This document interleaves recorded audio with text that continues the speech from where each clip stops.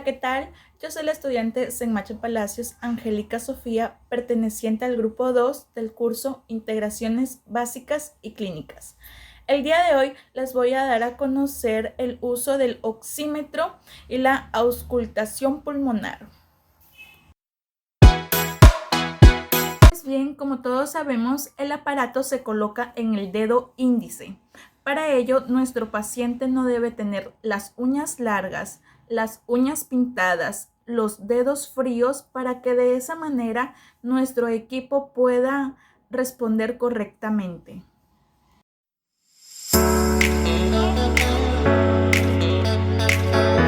Para tomar una lectura del oxímetro del pulso, debemos de recordar que nuestro paciente debe de tener las uñas limpias, cortas, sin pintar. El dispositivo se debe de colocar en el dedo índice de la mano. Esto permite que la luz atraviese la sangre del dedo y calibren la cantidad del oxígeno al medir los cambios de absorción de la luz en sangre oxigenada o desoxigenada.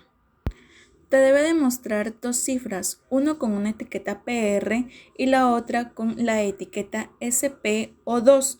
La primera etiqueta, que es PR, representa a la frecuencia del pulso y te dice cuántas veces tu corazón late por minuto. Y la segunda etiqueta es la SP o2.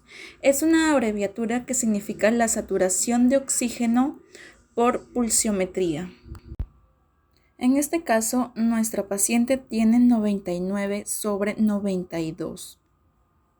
Como bien sabemos, el pulso mínimo normal de una persona es de un 92%.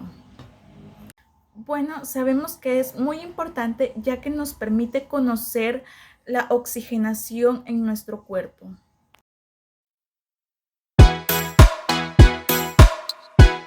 Pasos para la simiotécnica, en primer lugar, es la auscultación alrededor de la escápula y en consecuencia a ello, pedir al paciente que respire profundo con la boca abierta.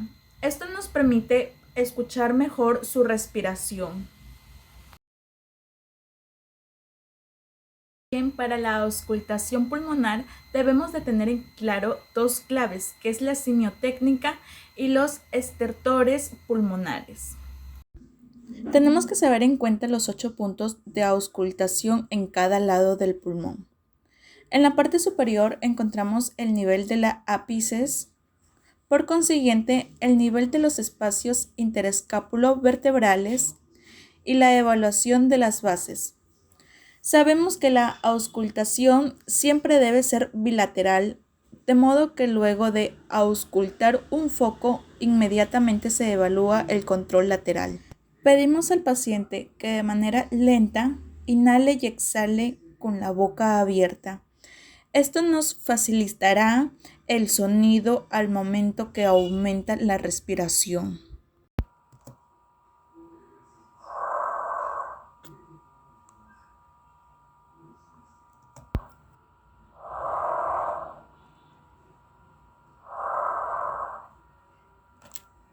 Con respecto al espacio intercostal, sabemos que está entre el quinto o sexto par craneal con línea axilar.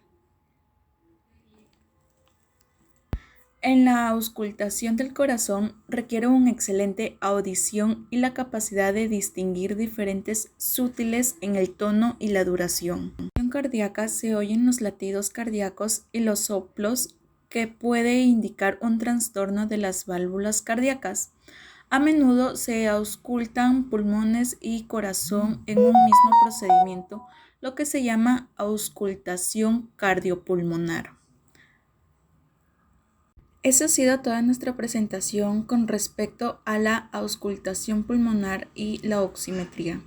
Espero les haya sido de su agrado. Muchas gracias.